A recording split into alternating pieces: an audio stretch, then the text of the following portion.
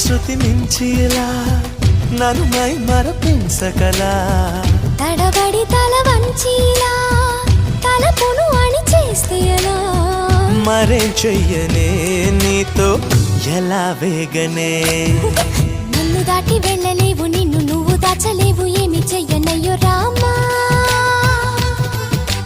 ఉన్న మాట చెప్ప నీవు ఊరుకుంటే ఒప్పుకోవు ఇంకెలాగే సత్యభామా